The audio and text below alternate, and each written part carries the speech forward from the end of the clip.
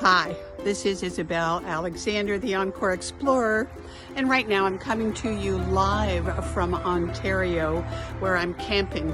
Well, let's be honest, I'm glamping, thanks to my cousin Earl and my brother Mel, who have set me up in this sweet little home away from home, my home office, and I am enjoying fabulous weather here in Ontario. It's a little cooler before I launch off to much warmer temperatures in Dubai next week.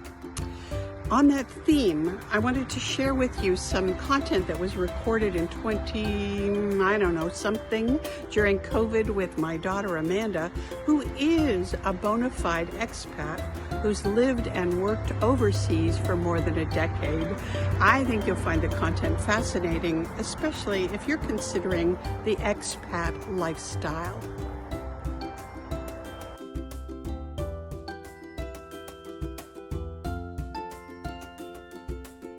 Hello everyone, my name is Isabel Banerjee, and today I have the distinct pleasure of interviewing a very special guest.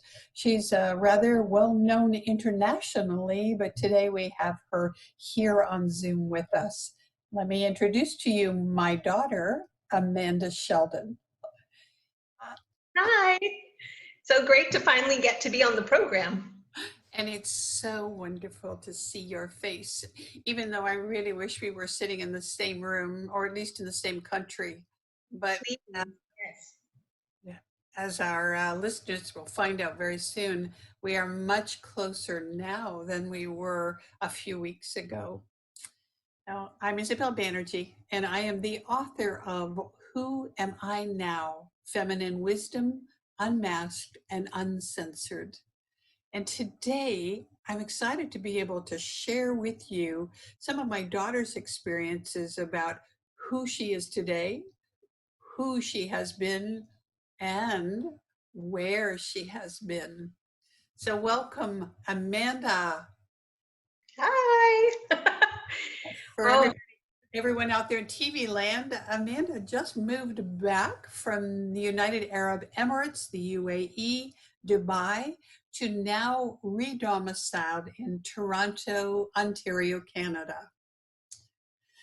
So Amanda, you have just finished your 2 weeks, your 14 days of quarantine upon re-entry to the country. And it is 10 years since you have been a Canadian resident, excuse me. And I'd love to start our conversation, and I hope that we'll agree to stay together, and we'll do a series of conversations because there's so much to talk about as a woman who has been a citizen of the world and built a career working far, far away from her mom, who missed out of her. So just to set the scene, 2010. I had just gotten married. You came down to the United States to marry me off yet again. Yet again. For everybody listening, she said, "This is the last time." And from there, you and I left to join 22, I think, other women on a cruise. Yes. A Ken Fattal's cruise in 2010, and immediately from disembarkation is the term in the cruise industry, you got on a plane and you flew to Kuwait. Correct. So would you please explain why? Well, you didn't ship me off there, that's for sure. It was voluntary. Yes, so I would say right around May 2009, I had the opportunity with the company I worked with to meet somebody from Kuwait who was going to carry the franchise of the company that I was employed with. So I met them in Toronto, just had a casual chat and said, you know, if you need some help, would love to go and do it. having no clue about the Middle East and specifically about Kuwait. Fast forward 6 months later, I went on a sightseeing trip with myself and some other colleagues, and got the position. And so in the span of 7 months, went from what I thought was going to be a lifetime of working in Toronto to coming to see you and then boarding a plane to go across to Kuwait. So was this just a temporary contract originally, or? It was supposed to be a 2-year opportunity. So we were going to, as a group, there were 6 of us that were chosen as brand ambassadors to go and launch this home furnishing brand overseas, work with this company to kind of instill the values and the business practices of the brand itself. Mm-hmm. But getting into Kuwait and meeting the people that I met, I really fell in love with the culture, with the area. And the 2 years passed by so quickly that when the term came up to decide, do we, fly back or do I stay? I asked to stay, which is when I came, I guess I would say, a full-time employee with that company. And it really sort of set the scene for what I accomplished over the 10 years. Did you surprise yourself when you heard yourself saying, I'd like to stay? Yes, absolutely.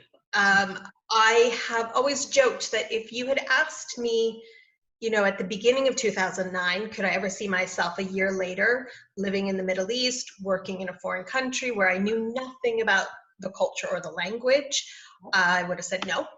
The furthest I had ever gone was on a vacation to Scotland, and otherwise it was, Mexico was our family vacations. Oh, but don't forget those runaway horses in Cartagena. Oh, right. So we did a South America trip. That's a whole other, That's segment. another episode. Yeah. But at the same time, I'm a very ambitious woman, and I could see this was going to be the launch pad for my career. Mm-hmm. And I also am not a risk taker, and I like to surprise myself sometimes. So I just went for it without asking too many questions. Okay, so I'm going to guess that 99% of the population would have said, oh, hell no. But Yeah. you're one percenter, Mm. and you decided to step off into an entire, not even a new continent, and new culture, new everything. Yes. When you first arrived, do you recall what your first kind of feeling was when you touched down in that airport? Well, I will preface it by saying Kuwait's a very Americanized place. So, my first brand that I saw was a Starbucks at the airport, but everything else felt foreign. So, from cultural dress to the way, you ask for a taxi, to all of those things, there is definitely something different than living in North America.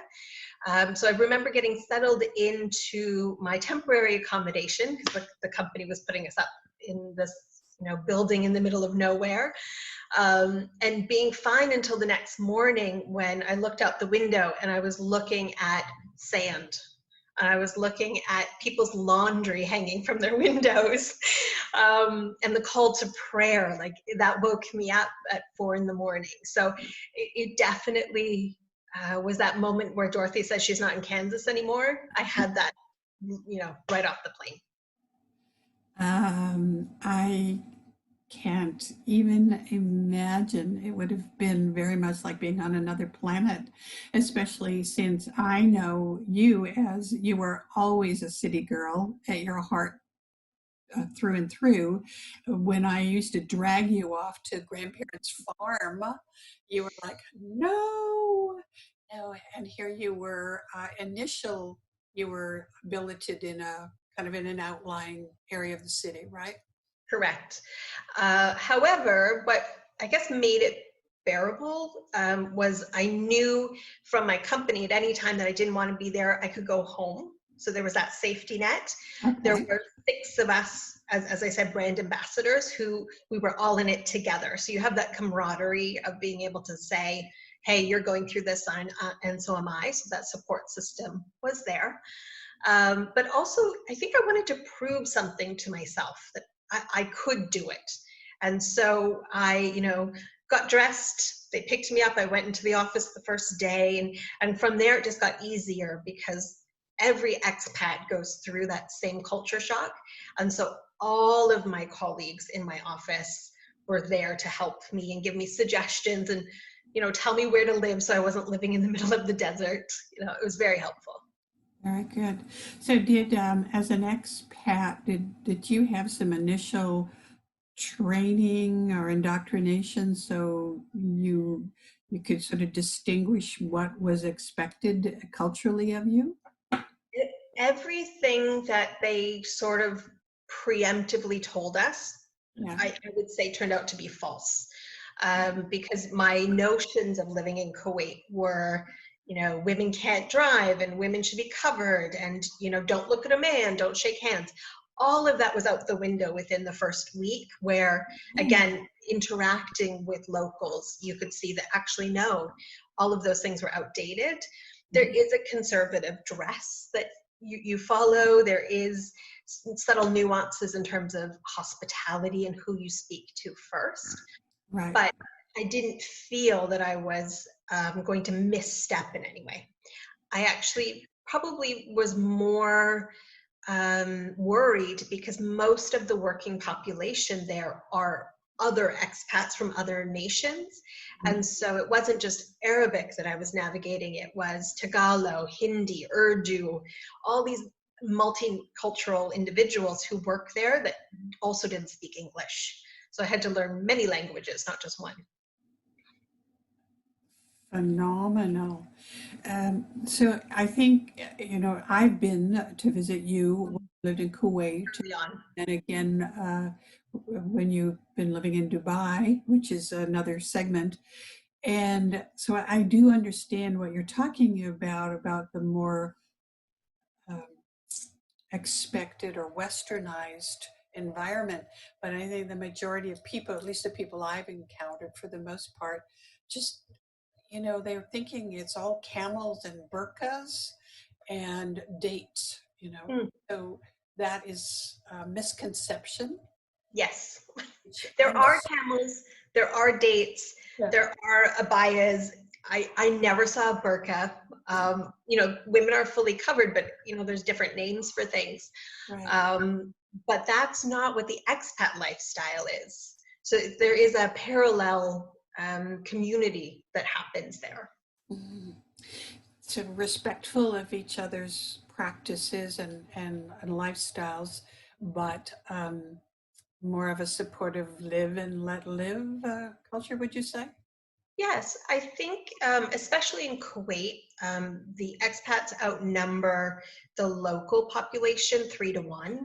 So you don't necessarily feel there's an overpowering sense of the Arab or Muslim culture, but there's a respect for it in everything. So the way businesses and companies operate definitely is not just Kuwaitis who are Arab, but there's Egyptians and there are Indian and Pakistani nationals. So that was the one thing I learned was Muslim comes in all forms. It's not just one nationality.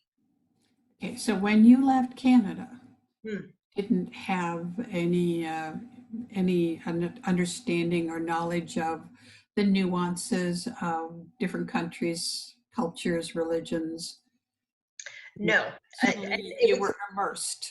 Yes, and I actually, in hindsight, wish I had done a little bit more research, but I think I wanted just to get there and experience it and not perhaps allow media to tell me what I should be expecting, because as I said, the things I learned actually turned out to be the opposite. So, I could shake a man's hand, I could speak to male staff as a person in power.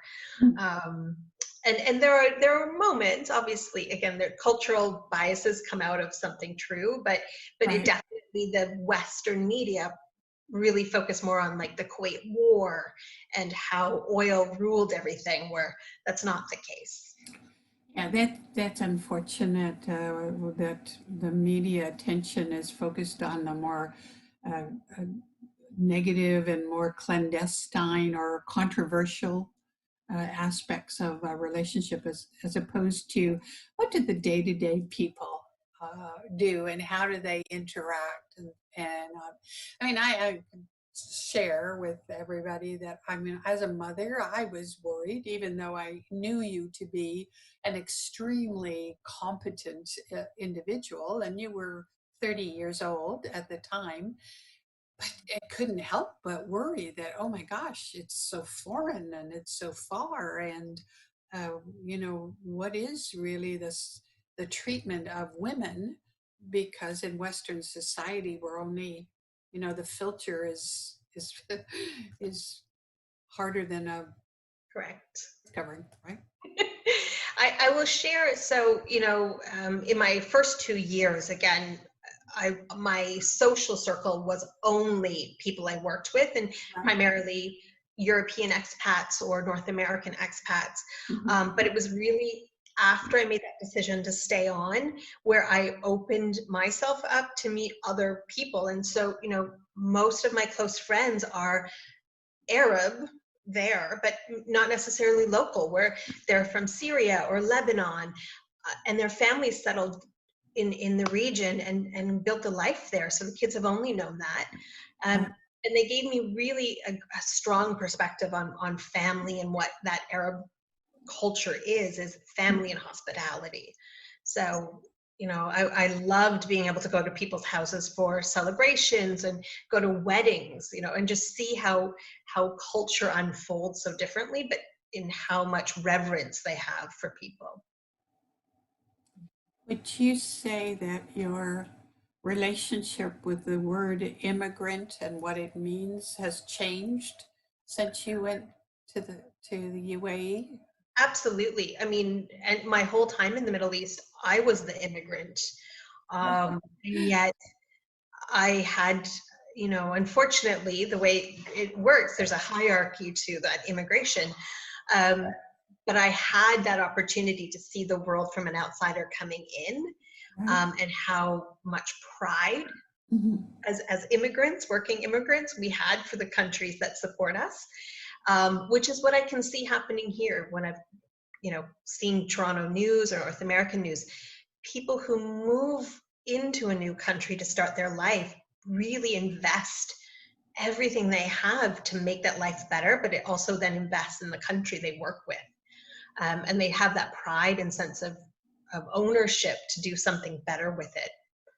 So That is so beautiful to make that reminder because it's, you know, now that I'm a citizen in the United States, there's always such a conflict over the topic of immigration and who has the right to be here and who really loves the country. So I'm looking at it from the other side of someone who has made the effort to come to the country and what is their commitment. I want to correct something. I think I misstated something when I said when you move to the UAE. In fact, am I correct? Kuwait is not part of the United Arab Emirates. no, so it is part of the Gulf region. However, it's a separate country that's about an hour flight between.